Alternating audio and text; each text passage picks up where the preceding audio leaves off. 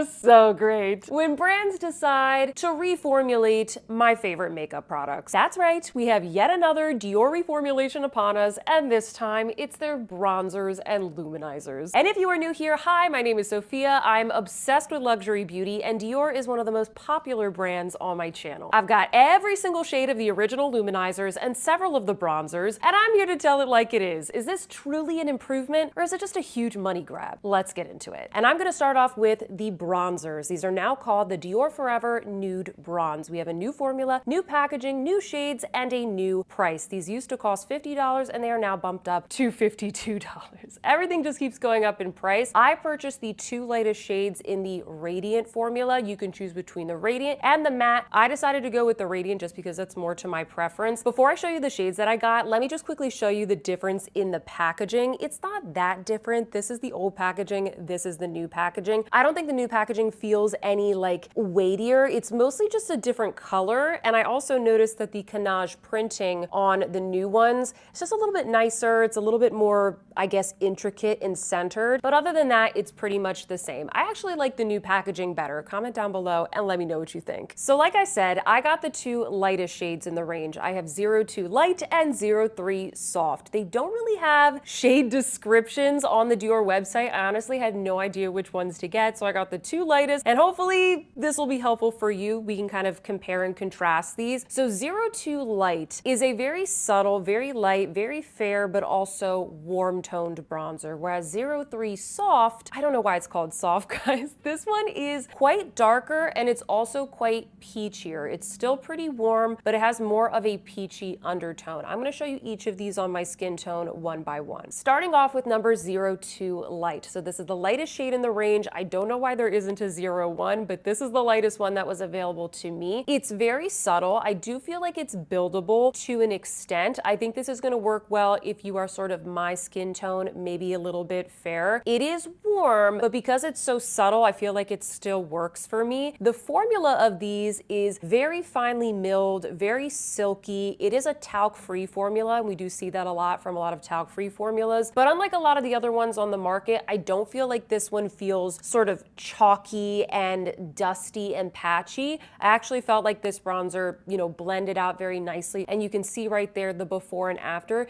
It's just like a very light, subtle, natural bronze. And then in comparison, this is number 03 Soft. This one is much darker in my opinion. I feel like they could have had a shade in between, but these bronzers, both the original ones and the newer ones, they do tend to be a little bit on the softer side. So even though this shade is a little bit deeper, I still feel like I can make this one work for me, and it'll be even better in the summertime when I'm a little bit tanner. And then if you're still not sure, here's a comparison of 02 on one side of my face and 03 on the other side of my face, just so you could see kind of like a little side by side there if you are going in between each of these two shades. Okay, so now the question, how are these different from the original Dior bronzers, or at least I should say the latest ones that they've had in their collection? And by the way, the original ones are called the Dior Forever Natural Bronze, and the new ones are called the Dior Forever Nude Bronze. But as far as I know, these are replacing these. Starting off with the formula, I do think that the newer ones, they feel a little bit silkier to the touch. They also are more powdery, like there's more kick up in the pan. I feel like the newer ones, they don't swatch as well, but they're a lot easier to pick up from the pan. I always felt like I had to use more of like a very dense buffer brush to pick it up, and they applied to the face in a very, very natural way. I often recommended these to my subscribers who just wanted something very light, something that you basically can't overdo. Whereas the newer ones, I can pick them up easily with most brushes, and they're a little bit easier to build up the color. Oh, and I also should mention that both of these versions are talc-free. This wasn't like a talc-free reformulation where it was like, oh, we gotta take out the talc. These were already talc-free according to what I see on websites right now that are still selling this version. So What did they do? They put in hyaluronic acid in the new ones, and they took out apricot kernel oil, they took out the glycerin, they took out the shea butter, they took out other kind of like moisturizing ingredients, and they put in a very trendy ingredient, hyaluronic acid. So that's the biggest difference that I see between these. You know, there's some other different ingredients, but I think a lot of it is because hyaluronic acid is a very popular ingredient to have in beauty products these days. Oh, and by the way, if you happen to be enjoying this video, please don't forget to give me a big thumbs up. It really helps me out. And if you are new here, maybe consider subscribing to my channel. My name is Sophia, and I upload new videos every single week, all about everyday beauty and accessible luxury style. We love Dior makeup on this channel, and I review pretty much every single product and collection that they come out with. So if that is your jam, hit that subscribe button to join our fam. We seriously would love to have you. The old ones are fragranced, and so are the new ones, but it's not the same fragrance. I was buffing this one on my face the other day and thinking, wait a second, that does not smell the same. I can't describe how it's different. I'll just say that I like the new scent a lot better. I would prefer that it wasn't scented at all, by the way. I know a lot of you would agree with me there, but at least I like this scent a little bit better. It's not any stronger. It's just different, and I enjoy it a little bit more. Now, shade-wise, these do not match up at all. Of course, Dior couldn't make this easy for us. They completely changed the shades, and like I said, I was so confused on which one to get. Even the old shades, I will say, were pretty confusing. For example, this is 03 of the old bronzer, and this is the new one that I picked up in 03.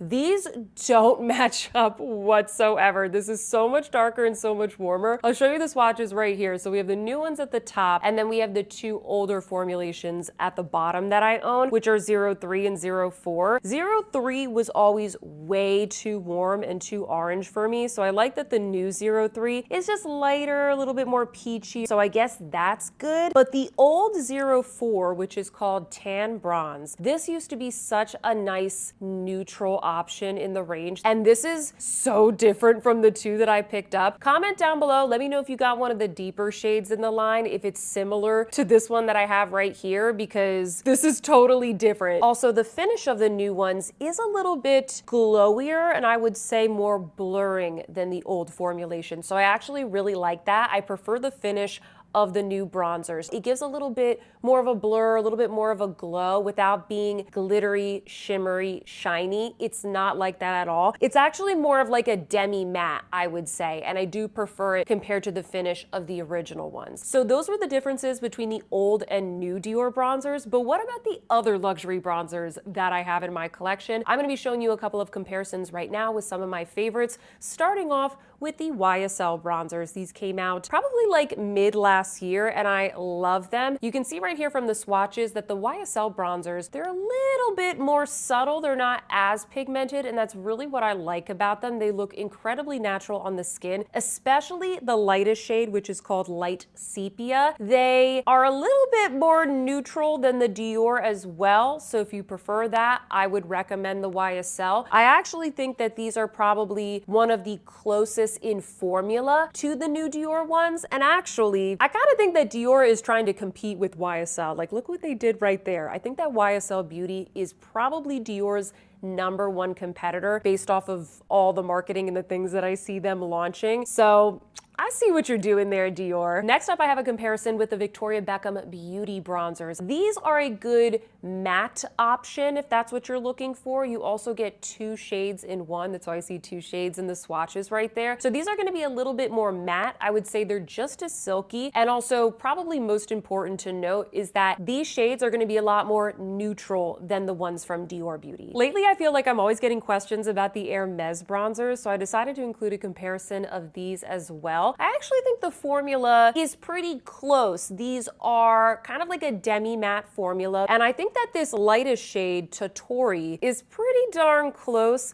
to the 02 from Dior. So these are pretty similar. If you're looking for something that is, you know, I don't want to say cheap, but like a more affordable option, half the price of the Hermes one, maybe check out this one from Dior because the shades in the formula are pretty close. And then here is a full forearm of rapid fire comparisons. So at the top there, we have the 2 from Dior. Then we have Beach Walk Betty from RMS. This is going to be a lot more radiant, a lot more glowy. I want to emphasize, they are not like the ones from RMS at all. The Dior are more like a demi matte. The RMS are much more glowy, and the colors are obviously completely different. The next one is Tom Ford bronzer in the shade Terra. This one is much more neutral, but the finish is similar. It's more of like that demi matte type of finish. Next, we have the Gucci bronzer, and this is in the fairest shade. This shade is much more pinky neutral than the Dior ones, and the formula is completely different. It's more of like a buttery formula. And then lastly, we have the Dolce & Gabbana. This color is going to be just a little bit lighter than the one from Dior. This is actually a really, really nice one if you want something subtle for fair skin,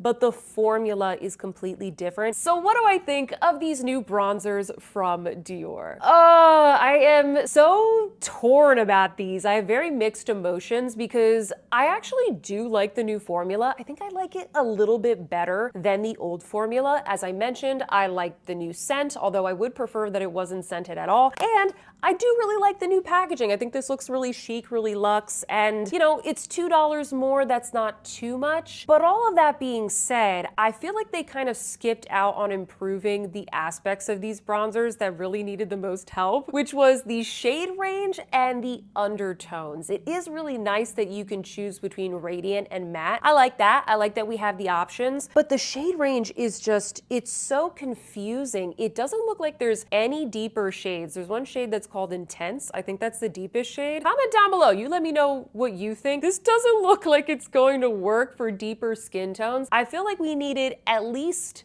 you know, 7 or 8 different shades in each of those finishes. I would have preferred that they really nailed the shade range and the undertones as opposed to giving us 2 different finishes. I really don't understand, guys, and I would love to hear your thoughts in the comments down below. I don't hate these. In fact, you know, I think I'm gonna use them and I'm going to enjoy them, but I just feel like this could have been such a better launch, a better range of bronzers. It really does kind of feel like this was a money grab, like they just kind of, you know, slightly changed the ingredients, added some hyaluronic acid in there because it is like a very buzzworthy ingredient that people now know. Feels like they just changed a couple of things just so that they could say that they have something new to kind of grab the attention of us and probably the younger generation. I'm seeing a lot of other luxury brands like YSL do these things. So yeah, I don't think that these are bad bronzers. I think that if you can find a shade that works for you, go for it because the formula is really nice and I do think that they are quite luxurious. It just feels a bit like a money grab and I wish that there had been a little bit more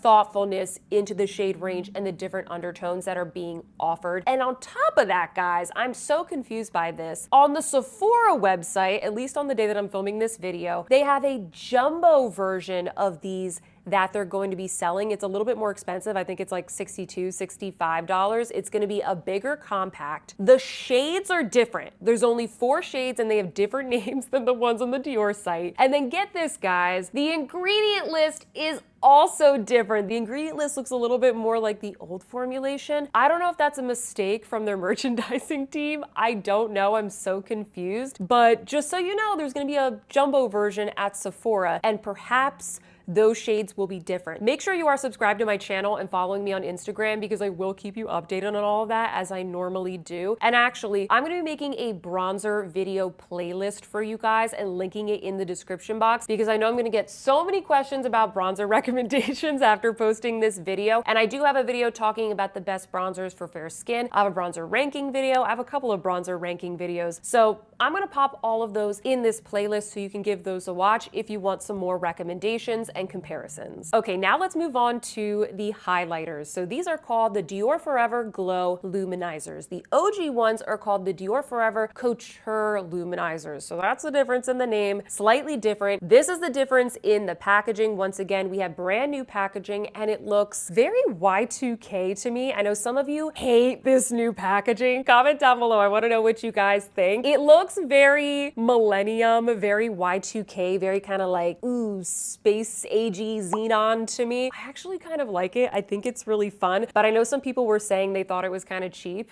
I don't know. I think it looks cute. Now the price for these is the same as the bronzer. We went from $50 to $52. I know, very expensive. They launched these in 7 shades and they now have 3 finishes. The first finish is the Halo. This is described as a crystal glow. I'm going to describe this as more of like a smooth, natural type of finish. Then we have Strobe, which is described as a duochrome. duochrome shimmer, which you're gonna see in just a second. And then finally, we have the sequin finish, which is described as iridescent. I would describe this as glittery. If you don't like glittery highlighters, I probably would stay away from the sequin one. Now, I decided to pick up the two pink highlighters in the range. I don't know why. These two just really spoke to me, so I'll show you the swatches right now. The first one that I have here is number 03 Pink Halo. Now remember, the halo finish, it's gonna be very smooth, it's gonna be a little bit more natural, it's gonna be a little bit more soft. These still are quite pigmented, and this tone is a very sort of light frosty pink. The second one that I got is 04 Pink Strobe, which remember is supposed to be the sort of duochrome type of formula. And I would agree, the Pink Strobe is more of like a true pink. It's gonna be darker, and it also has a gold shift, which is just so, so beautiful. You can kind of use this one a little bit more as like a blush topper if you are very fair like me. But here's the thing, okay? Because I told you, I have every single shade of the original Dior Forever Couture luminizers. This one right here is number 02 Pink Glow. This is one of the most popular shades, and I really wanted to compare this up against the 03 Pink Halo. Very similar shade. Now take a look at the swatches. Can you tell the difference between these two luminizers? Because I can't. They literally look the same to me. Now I know the formula technically is different, and they did the same thing that they did to the bronzers where, you know, they changed up the fragrance, they added the hyaluronic acid, they took out like apricot kernel oil and glycerin and all that kind of stuff. But it's still that gel-based formula, and it literally looks the same. Like, what is the difference in these? Is it supposed to be different? I'm relieved that they didn't make them like glittery or chunky or too sparkly. The new ones are equally as smooth and lovely, but I cannot tell the difference. I really, really can't. I cannot find a match for the Pink Strobe, but I will show you a comparison up against the Coral Glow from the original line. I mean, you can see right there, it's not the same color, but I thought just for comparison's sake, I would try and dupe it. And in fact, I'm gonna show you, now don't judge me because there's a lot here, all right? I'm gonna show you all of the pinky luminizers that I have from Dior swatched onto my arm. So at the top, we have Pink Halo, we have Pink Strobe, Pink Glow, Coral Glow, Rosewood Glow, then we have some of the limited edition ones, Coral Lumiere, which was from this past holiday, Pink Riviera, and Coral Cruise. And all of those, the ones towards the bottom, they're a little bit more of like a nudie pink. You'll notice that the new ones, they're more of like a cool tone pink, which